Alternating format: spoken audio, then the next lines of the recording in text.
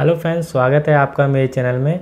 आज इस वीडियो में हम बात करेंगे कि हमारे कंप्यूटर इंस्टीट्यूट को एक तरीके से अच्छी तरीके से इस्टेब्लिश और रन करने के लिए एक वेबसाइट का होना बहुत ज़रूरी है। तो वेबसाइट में क्या क्या ऐसा होना चाहिए जो एक तरीके से आपकी एक तरीके से फुल वेबसाइट मानी जाए, और किस तरीके की वेबसाइट होना चाहिए, उसमें किन बातों का हम ख्याल रखेंगे, इन चीज़ जो टॉपिक पे मैं आज बात करूँगा। तो इस वीडियो को आप पूरा देखेंगे तो आप जान पाएंगे कि वो क्या चीज़ें हैं। तो चलिए इस वीडियो को हम स्टार्ट कर लेते हैं। तो फ्रेंड्स, होता क्या है कि जब हम कोई वेबसाइट बनवाते हैं तो हम उस जो वेबसाइट बनाता है उसके अकॉर्डिंग बनवा लेते हैं, मगर हमें अपने नीड के अनुसार अपनी वेबसाइट को बनवाना चाहिए। अब देखिए, वेबसाइट दो तरीके की होती हैं, एक तो स्टैटिक वेबसाइट होती है, एक होती है डायनामिक। ठीक है, तो स्टैटिक जो होती है वो कम प्राइस की होती है, हो सकता है 3 से 4 हज़ार की बन जाए, और डायनामिक जो फुल डायनामिक होती है वो 10 से 12 हज़ार 15 हज़ार तक की बन सकती है। अब दोनों में अंतर क्या है? स्टैटिक होती है एक सिंपल आपकी वेबसाइट मानी जाती है, जिसमें आप अपने पेज अपलोड कर सकते हैं। 10-15 पेजों की वेबसाइट और 20 पेजों की वेबसाइट बना सकते हैं। उसमें ऐसा कुछ खास नज़र नहीं आएगा आपको, ऐसा कुछ नहीं होता। ना सेल्फ अपडेट आप कर सकते हो अपने पेज को, या फिर कोई आप उसमें इंफॉर्मेशन आप अपडेट कर सकते हो। और फुल जो डायनामिक होती है उसमें आप एक तरह से सेल्फ अपडेशन पैनल होता है, आप खुद अपने सर्टिफिकेट वगैरह सब कुछ आप उसमें डाल सकते हो, और कोई चेंजेस करना चाहते हो वो भी सब चेंजेस कर सकते हो। तो ये फ़र्क रहता है, दोनों में काफ़ी अंतर है, लुकिंग वाइज भी और प्राइस वाइज भी। तो ठीक है, आज हम बात कर लेते हैं किन बातों को अब हमें ध्यान रखना है। तो एक वेबसाइट बनवाने से पहले तो देखिए, वेबसाइट आपने बनवा ली, ठीक है, आपका जो भी नाम हो सेंटर का उस नाम से बनवा लिया आपने। और अब आपको क्या करना है, उसका जो बैनर होता है जो होम पेज पर आपको ऊपर शो करेगा, ठीक है, जिसको हेडिंग कह सकते हैं, तो उसमें आपको क्या अपने सेंटर का लोगो वगैरह उसमें बैनर में लगा होना चाहिए। और registered bye trust society act जो भी है, ISO सर्टिफाइड 9001-2015, ठीक है, MSME रजिस्टर्ड बाय MSME, इस तरीके से एक बैनर आप उसमें लिखेंगे शुरू के पेज में, जो कि वेबसाइट जब ओपन होगी तो वही आपका फ्रंट पे दिखेगा।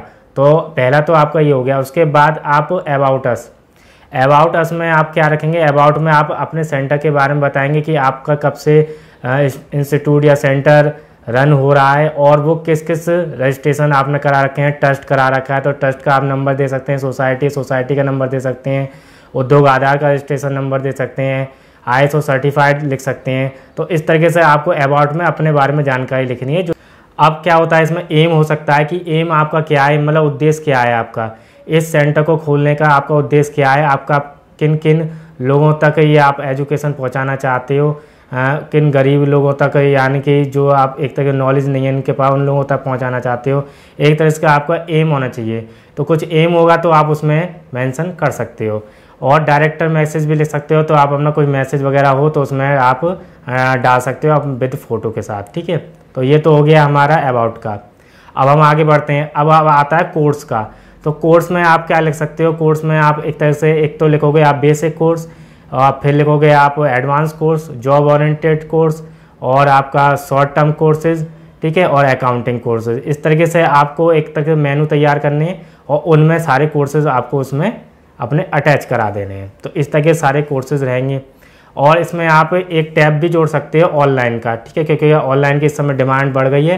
तो ऑनलाइन कोर्सेज का आप टैब बना के उसमें सारे कोर्सेज कौन कौन से आपके ऑनलाइन कोर्सेज हैं उस पर क्लिक करे बंदा, तो वहाँ से उसकी जानकारी आप उसको मिल जाए कि कितना पेमेंट वगैरह उसको देना होगा, वो सब उसमें डिटेल, और कोर्स की जो टॉपिक हैं वो भी डिटेल आप उसमें दे सकते हो। इसके बाद आगे चलेंगे तो एक आपको टैब बनवाना पड़ेगा ऑथोराइजेशन का या एफिलिएशन का, ठीक है, कि आपका कहाँ से लिंक है, मतलब आपने कहाँ से एफिलिएशन मान्यता वगैरह ले रखी है, रजिस्टर करा रखा है। तो उसमें आपको क्या करना है, उसमें ये करना है कि आपको जो भी आपके सारे सर्टिफिकेट हैं उनकी एक आपको स्कैन कॉपी लगा देनी है। और जैसे सपोज करिए ISO सर्टिफाइड है तो ISO सर्टिफिकेट 9001-2015 सर्टिफाइड इंस्टीट्यूट, उसके बाद आप एक अपनी जो ISO की सर्टिफिकेट की कॉपी है वो लगा दीजिए। MSME उद्योग आधार रजिस्ट्रेशन उसकी कॉपी लगा दीजिए। ऐसे आप सारे एक तरीके से पूरे लंबा आपका बन जाएगा, तो उस तक कोई उस पर क्लिक करेगा तो जान लेगा कि कहाँ से ये रजिस्टर्ड है। एक आपको टैब बनवाना पड़ेगा स्टूडेंट जोन का। इसमें क्या होगा कि स्टूडेंट जोन में क्या हो सकता है कि आप एक तरीके से ऑनलाइन फॉर्म्स में आप रख सकते हैं, स्टूडेंट सर्टिफिकेट वेरिफिकेशन का टैब रख सकते हैं, तो इस तरह के मेनू रख सकते हैं उसमें, उसी में ही आप स्टूडेंट जोन में, ठीक है। और एक तरीके से वहाँ पर आप डाउनलोड प्रोस्पेक्टर का भी रख सकते हैं, डाउनलोड फॉर्म का भी रख सकते हैं इसी में, क्योंकि ज़्यादा टैब रखेंगे तो बहुत बड़ी वेबसाइट हो जाएगी और बहुत बेकार लगेगी। तो एक टैब के अंदर आप एक तरीके से सारे मेनू उसमें आप कर सकते हैं और अलग भी करा सकते हैं। ये मैं वो बता रहा हूँ जो आपको कंपलसरी है, या तो आपको रखने ही होंगे। इसके बाद आप होगा प्रोस्पेक्टर हो गया और ऑनलाइन फॉर्म हो गया, ठीक है, वो वहाँ से भर लेगा। सर्टिफिकेट वेरिफिकेशन बहुत ज़रूरी है, क्योंकि ऑर्गेनाइजेशन और या फिर स्टूडेंट वहाँ से वेरीफाई कर सकता है अपने सर्टिफिकेट को। इसके बाद आगे चलेंगे तो गैलरी का आप बना दीजिए। गैलरी में आप अपने जो भी आपने फंक्शन वगैरह, इवेंट वगैरह कुछ भी कराया है अपने सेंटर में, तो वहाँ अपलोड करते रहिए, ठीक है। तो इससे भी बहुत फ़र्क पड़ता है। उस पर जाएगा तो भाई यहाँ पर दिखेगा, यहाँ पर ये सब एक्टिविटी होती हैं, तो उससे भी फ़र्क पड़ता है, ठीक है, वेबसाइट का। फिर आप उसमें फिर आप फ्रेंचाइजी देते हैं तो फ्रेंचाइजी का एक टैब आगे से बना लीजिए। उसमें आप फ्रेंचाइजी की बता दीजिए कि कैसे फ्रेंचाइजी लें, उसका ऑनलाइन फॉर्म उसमें अटैच कर दीजिए। और स्टडी सेंटर या फ्रेंचाइजी के सेंटर जो आपके रजिस्टर्ड है वो आप उसमें लिस्ट को लगा के वहाँ से कोई भी बंदा देख सकता है कहाँ इनके सेंटर ऑलरेडी चल रहे हैं। इसके बाद आपका रहता है कॉन्टैक्ट का। कॉन्टैक्ट में आप अपना एड्रेस डालेंगे, अपनी वेबसाइट, ईमेल आईडी जो भी हैं वो सब डालेंगे। अब आपको इसमें क्या है, आपको कुछ ईमेल आईडी इसमें मिलेंगी, ठीक है, तो आपको उनका यूज़ करना है। अब हम लोग क्या करते हैं कि अपने कोई जीमेल की आईडी बना लेते हैं और @gmail.com, मगर इसमें क्या हुआ, आपको info@ आपकी जो कंप्यूटर सेंटर की या इंस्टीट्यूट की वेबसाइट है उसका एक ईमेल आईडी आपको मिलेगा, तो आपको वो यूज़ करिए। उससे प्रोफेशनली लगता है, हाँ कुछ वेबसाइट का ये ईमेल आईडी है। नहीं तो जीमेल की तो आप कोई भी बना सकता है, ठीक है। तो info@ या फिर जो भी है नाम, तो वो आप रख सकते हैं, तो आपको वो प्रोवाइड करेगा, ठीक है। 5-6 कर सकता है, 10 कर सकता है आपको ईमेल आईडी, तो वो आपको मिल जाएंगी। तो आप उनका यूज़ करेंगे, जो भी आपका इंक्वायरी होगी वगैरह वो उस पर आएगी आपके, और आप भी उसी से रिस्पॉन्स करेंगे।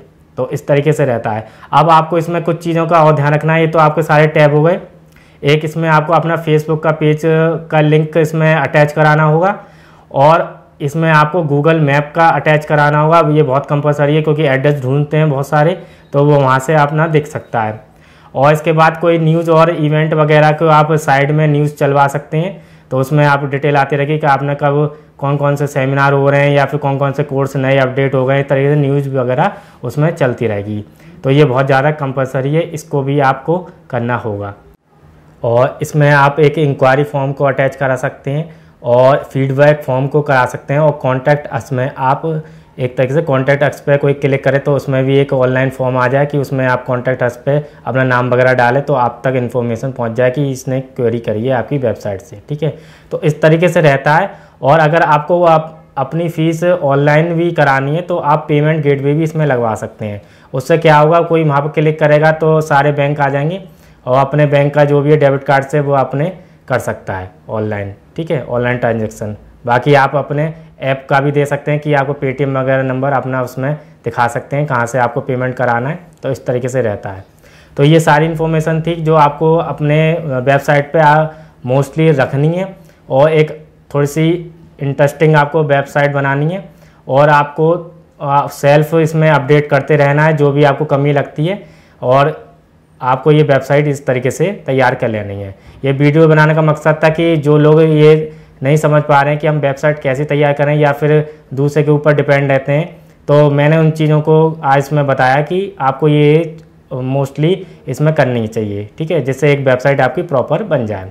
तो आशा है कि आपको ये वीडियो पसंद आया तो प्लीज़ इसको लाइक करिएगा और चैनल को सब्सक्राइब करेगा।